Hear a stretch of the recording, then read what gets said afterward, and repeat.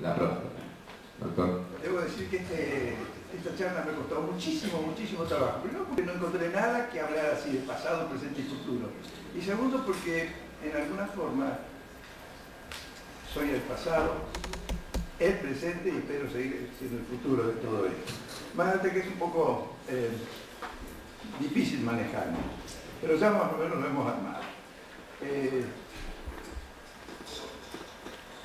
Bien, las primeras evidencias del cáncer, esto algo dijo el doctor Galeano hoy, aparecieron en estas momias que vivieron entre 1330 y 1370, antes de Cristo. Estos vivieron 300 a 400 años antes del rey Tutankamón. Después, en esto que fue el papiro de Edwin Smith, en 1600, acá se refería a unos tumores que había en el pecho y usaban una cosa que llamaban taladro del fuego para curarlos y que no tenía cura. Pero fue Hipócrates, siempre tan en toda la cuestión médica, fue el primero que habló de hongos, refiriéndose, de cangrejo, refiriéndose al cáncer por las prolongaciones que tenía, y además separó lo que era una cosa divina de una enfermedad, del origen divino de las enfermedades por el origen, digamos, de otro tipo. Este señor fue el primero que hizo autopsias y ubicó la próstata, hizo vivisecciones, o sea, en vivo los partía por la mitad de la gente que eran condenados a muerte, y entonces hacía demostraciones públicas y ubicó la próstata. Llegamos a Galeno muy importante en todo. Galeno ya está en nuestra era y fue el que dijo que la obstrucción urinaria es debido a una masa que se ubicaba alrededor de la uretra y utilizó la palabra oncos, que después ha servido para hablar de la oncología. Llegamos así al Renacimiento en los siglos XV y XVI, y este señor Niccolò Massa, que fue un brillantísimo anatomista, describió la próstata y la ubicó. Este señor fue William Harvey, que describió la circulación de la sangre. Hasta ese entonces se pensaba que era aire lo que circulaba, él dijo que no, que era un corazón que bombeaba y demás. Y llegamos a Galileo. Galileo es el padre de la ciencia, fue el primero que separó todo lo divino de la concepción científica, tanto que ustedes saben que el Papa, este último Papa, le tuvo que pedir perdón por las cosas que le hicieron al pobre Galileo. Galileo es considerado por este señor, que muchos de ustedes conocen, Stephen Hawking, como el padre de la ciencia moderna, lo mismo que Einstein dijo exactamente lo mismo de él, que fue una persona realmente extraordinaria. Bien, siguiendo adelante, llegamos a este señor. Este señor está acá haciendo una autopsia. Este fue Morgagni. Morgagni fue el primero que correlacionó los hallazgos de la autopsia con la enfermedad. Él, al hacer la autopsia decía, bueno, este señor se murió por esto y esto es lo que tiene. Y publicó este libro, que fue durante muchísimos años la Biblia para los patólogos. En este libro él publicó 700 historias clínicas con los resultados de las autopsias. Ya fue traducido en numerosos idiomas y tuvo un valor y tiene un valor muy importante. Este fue un señor John Hunter, un cirujano escocés, quiero que recuerden, aparte de lo que dijo de la cirugía oncológica, fue el primero que dijo que castrando las ratitas se le producían cambios. Recuerden esto, estamos hablando del año 1786. Dijo que había algo hormonal, en este caso la eliminación de los testículos, que actuaba sobre los genitales y la próstata. Llegamos así al siglo XIX. Hasta este momento, todo más o menos tenía un cierto cariz científico. En el siglo XIX y principios del XX acá aparece Virchow. Virchow fue el que correlacionó lo que Morgagni había hecho con la enfermedad, él lo hizo con la célula. Él dijo, esta célula proviene de este tumor. Entonces relacionó las dos cosas. Y dijo también que toda célula se origina en otra célula, que no hay células que vienen del aire o de algún otro lado y producen los tumores. Causa de la enfermedad de la próstata. Ya volviendo a la enfermedad de la próstata. Hasta este momento todo era muy científico.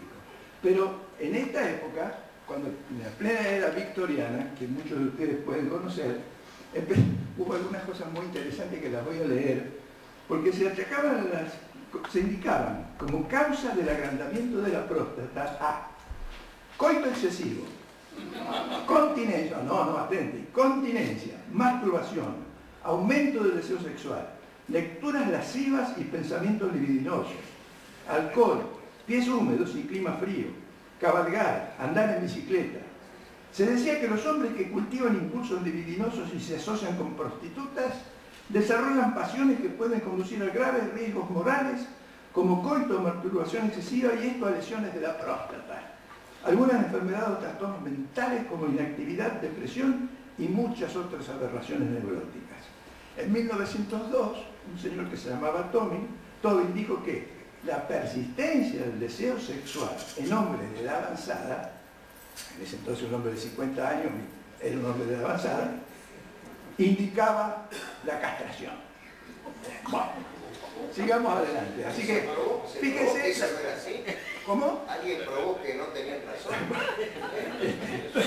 Imagínense qué contaminada viene la historia de la próstata con todas estas cosas, porque esto lo debo decir, durante muchos años la enfermedad de la próstata era una cosa oculta, era muy difícil. Mi papá era cirujano y operaba muchas próstatas y demás, y cuando preguntábamos qué había operado, generalmente no era una cosa que se comentara, ahí operé una próstata, pero un hígado, un estómago, todas esas cosas.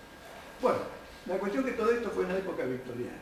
Volviendo a las causas del cáncer, los egipcios adjudicaban al cáncer a los dioses, la teoría de los humores, Hipócrates nuevamente, Hipócrates decía que había 4 líquidos dando vuelta por el cuerpo, la bilis negra, la bilis verde, la sangre y la linfa, y que era una acumulación de la bilis negra la que producía el cáncer. Otro dijo de la teoría linfática. Este Blastema es un señor que dijo que había una cosa que se metía entre las células y que generaba las células malignas, que después Virchow lo desmintió. El trauma también, la teoría parasitaria, y llegamos finalmente, esto de la teoría parasitaria, en los siglos XVII y XVIII, el primer hospital de cáncer que hubo en París tuvo que ser mudado porque se decía que el cáncer también era contagioso. Entonces lo tuvieron que mudar.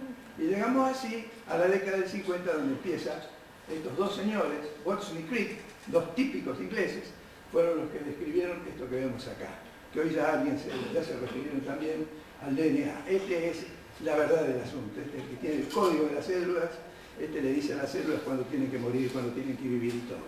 Estoy tratando de abreviar al máximo porque estamos cortos de tiempo, pero acá podríamos hablar, y teniéndolo al profesor Green, no sé, 2 días seguidos sobre esto, así que yo voy a saltear muchas cosas. Pero sobre estas células, sobre estos genes actúan estas sustancias que son los carcinógenos, así que estas cosas actuando sobre los genes pueden producir cáncer. Y fíjense, en el año 1771, este señor John Hill dijo que había que tener precaución con el uso indiscriminado del rapé. El rapé era una especie de tabaco. ¿Por qué? Porque producía serios trastornos. Recién, en la década del 50-60, se asoció el tabaco con el cáncer del pulmón. En 1964, la recomendación que en los paquetes de cigarrillos dice esto es dañoso para la salud. Y este es un trabajo de los otros días que sale, que, de ayer o anteayer, en que dice que los grandes fumadores tienen alrededor del 25% de posibilidad de tener más cáncer y cáncer más malignos de próstata. Bien, también tuvieron que ver, y tienen que ver, están apareciendo todo el tema de los virus. Fíjense, por ejemplo, el HIV, que da un sarcoma, el HPV, con el cuello de útero, el virus de la hepatitis, que puede dar cáncer de hígado.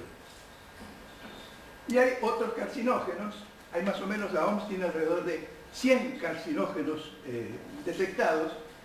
Voy a marcar las radiaciones, y este otro que se llama el agente Orange, que es una cosa que se usó en la guerra de Vietnam, y en el cual los soldados, tanto canadienses como norteamericanos, tienen mucha más posibilidad de tener cáncer de próstata por haber sido expuesto a esto, que era un exfoliante, que se usaba para quitar las hojas y poder ver al enemigo. Pero se ligaron un cáncer. Hay en el reglamento del ejército, la gente que tiene cáncer como consecuencia de esto, tiene una cobertura especial.